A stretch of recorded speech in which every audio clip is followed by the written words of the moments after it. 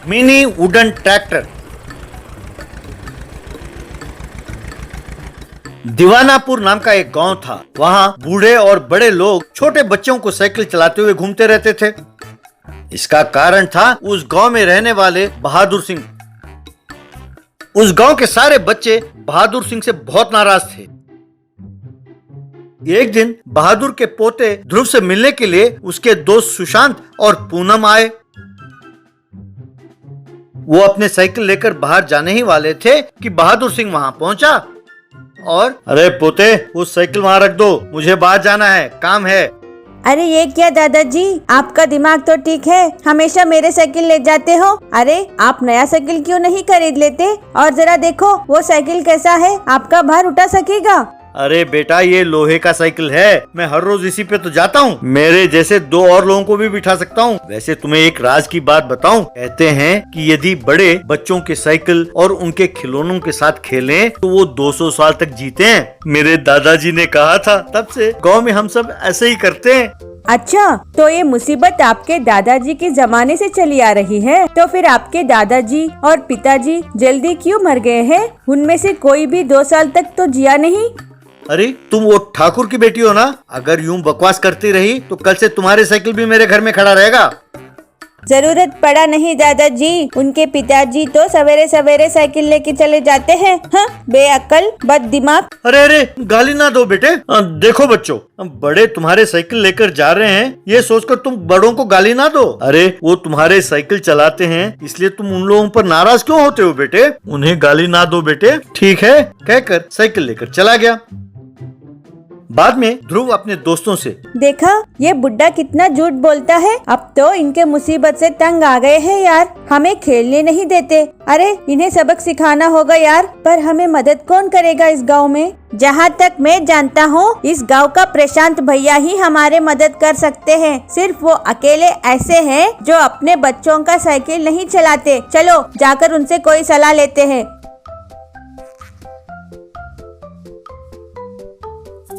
यूं वे सब कारपेंटर प्रशांत के पास गए। अच्छा तो बच्चों, अब तुम मुझसे क्या चाहते हो? लकड़ी के साइकिल बनाकर दूं? ना ना, आप वुडन ट्रैक्टर बना के दीजिए। वो बहुत नाजुक होने चाहिए। जैसे ही मेरे दादाजी उसमें बैठेंगे वो चकनाचूर हो जाना चाहिए। अरे नाजुक क्यों बेटा, उसको तगड़ा ही बनाते हैं ना। नहीं अंकल जी, इसके दादाजी तो बहुत जिद्दी और बेशरम हैं। हम चाहे जितने मिन्नतें कर ले, वो ट्रैक्टर पे जरूर बैठेंगे। हमें ट्रैक्टर के साथ भी नहीं खेलने देंगे। अगर आपने इसे नाजुक सा बनाया तो ये टूट जाएगा। इसके बाद उस बुड्ढे का मजा सकेंगे। अच्छा, तो कोई बड़ी योजना बनाकर मेरे पास आए हो तुम लोग, हैं? चलो ऐसा ही सही। यूं 2 दिनों बाद प्रशांत ने एक ट्रैक्टर तैयार किया और ध्रुव को दिया।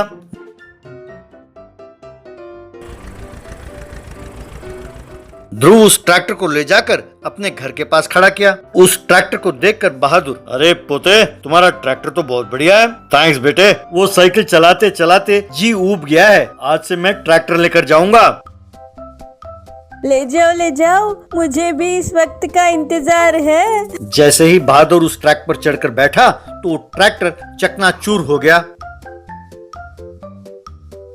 अरे बूढ़े दादाजी, मैं जानता था कि आप ऐसे ही कुछ काम करोगे। मैं नहीं जानता कि तुम क्या करोगे। कल इस टाइम तक मुझे एक नया वुडन ट्रैक्टर चाहिए, बस उसमें पेट्रोल भरकर मैं घूमूंगा। अगर कल तक मेरा ट्रैक्टर मेरे पास नहीं आया तो मैं तुम्हारा ऊपर चीनी गिराऊंगा और उस पर चींटियां छोड़ दूंगा। देखते जाओ। अरे पेट्रोल भरने की क्या बात कर रहे हो बेटे? इसमें तो इंजन है ही नहीं। ये तो एक ट्रैक्टर का खिलौना है ना। अरे दादाजी, वो तो आपके लिए जुर्माना है। ये वुडन ट्रैक्टर वो प्रशांत चाचा तैयार करते हैं और इसकी इंजन मैकेनिक दास फिक्स करता है। आप तुरंत जाकर नया ट्रैक्टर बनवाओ, नहीं तो आपके खिलाफ नए नए साजिश रचाएंगे। आप तो मेरे बारे में जानते हो ना। तब बहादुर अपने मन में, अरे इस शरीर को 200 साल तक जिंदा रखना है, मैं तुम्हारे साजिशों में नहीं पड़ने वाला। बाद में प्रशांत के पास ध्रुव और बहादुर गए और एक नए ट्रैक्टर को बनवाया।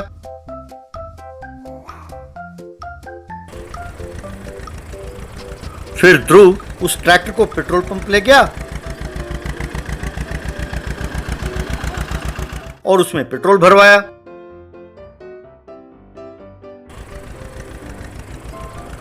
अब ध्रुव उस ट्रैक्टर को लेकर गांव में घूमने लगा तो गांव वाले हैरान होकर देख रहे थे। सब बच्चे ध्रुव के ट्रैक्टर के पीछे पीछे भाग रहे थे।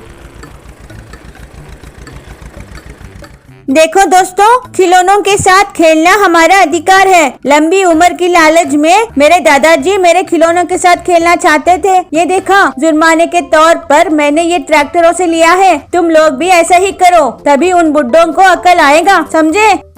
समझ गए ध्रुव, समझ गए ध्रुव, कहकर ताली बजाने लगे। तब ध्रुव वो ट्रैक्टर लेकर अपने घर की ओर बढ़ने लगा। Bike food truck. एक गांव में नरेन नाम का एक आदमी रहता था। उसको बचपन से ही खाना बनाने का शौक था। वो बहुत पढ़ा लिखा होने के बावजूद होटल बिजनेस में कदम रखने के लिए सोचा। नरेन भुवनेश्वर नाम के एक प्लॉट मालिक के पास से एक खाली जगह लीज में लिया। बैंक लोन लेके उस जगह पे वो टिफिन सेंटर खोला। उसमें वो तरह तरह के नाश्ता तैयार करवाता था। नरेन खुद पास खड़ा रह के नाश्ता प्रिपेयर करवाता था। भुवनेश्वर रोज उस होटल पे आता था। क्यों भाई नरेन, सुना है हमारे होटल में वड़ा पाव और बादाम केसरी का स्वाद लाजवाब है, एक बार लेकर आओ, चख के देखता हूं। वैसे भुवनेश्वर रोज आके होटल में नाश्ता करता था। घर वालों के लिए पार्सल भी लेकर जाता था, लेकिन नरेन कुछ भी नहीं सोचता था। वैसे 6 महीने बीत गए। एक दिन भुवनेश्वर उस होटल में आकर, हाँ नरेन, अगले हफ्ते मेरी बेटी की शादी है, ये तो तुम्हें मालूम है। कैटरिंग का ऑर्डर मैं तुम्हें दे रहा हूं। कम से कम 24 प्रकार के आइटम्स बनाने के लिए कोशिश कर। शादी में कम से कम 1000 लोग आ सकते हैं, उस हिसाब से खाना तैयार कर। बहुत अच्छी बात है सर। 24 आइटम्स मतलब पर हेड 500 रुपए लगेंगे। आपके लिए मैं बिना प्रॉफिट जोड़े 300 रुपए लूंगा। टोटल 3 लाख खर्च होंगे। 1 लाख एडवांस दिए तो सामान मंगाऊंगा। क्या बात कर रहे हो तुम? मेरी बेटी की शादी के लिए मेरे ही होटल में मुझे पैसा भरना होगा? आपका होटल कैसे होगा सर? मैं बड़ी मेहनत से इस होटल को चला रहा हूँ। आप रोज फोकट में खाना खा के जा रहे हैं। मैं कुछ नहीं सोच रहा हूँ, पर इतने सारे आइटम्स फ्री में देना मुश्किल है सर। तो तुम्हारा मतलब यह है कि इस होटल से मेरा कोई लेना देना नहीं है। अगर मैं इस प्राइम एरिया में तुम्हें जगह नहीं देता तो तू कहाँ पे होता? तमीज से मेरी बेटी की शादी में फ्री कैटरिंग कर, वरना ये होटल छोड़ के चला जा।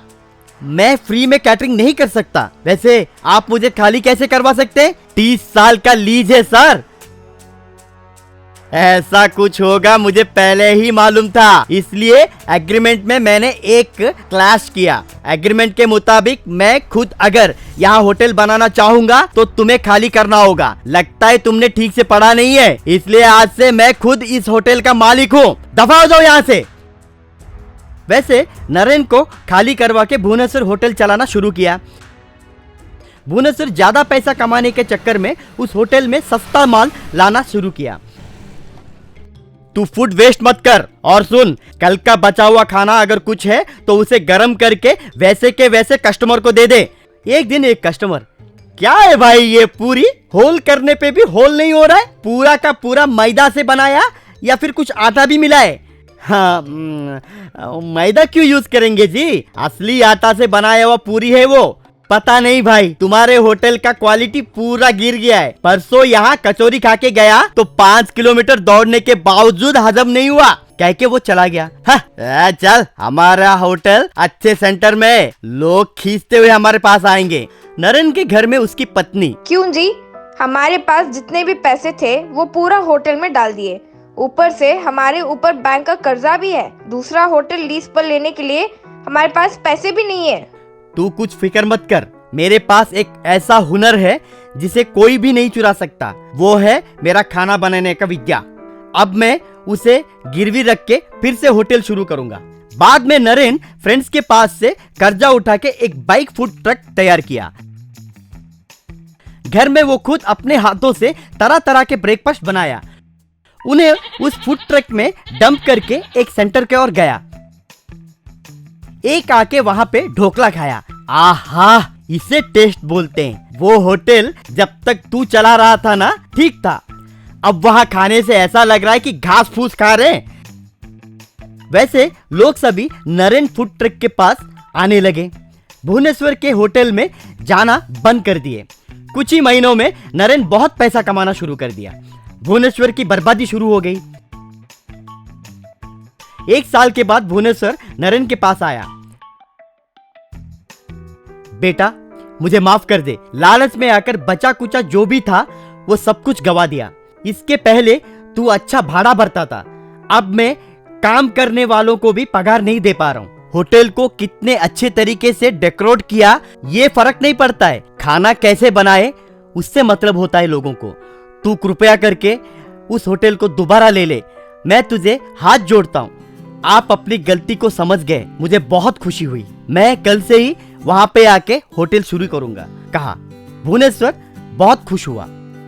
नरेन फिर से उस होटल को शुरू किया और उस बाइक फूड ट्रक को एक बेरोजगार लड़के को दे दिया।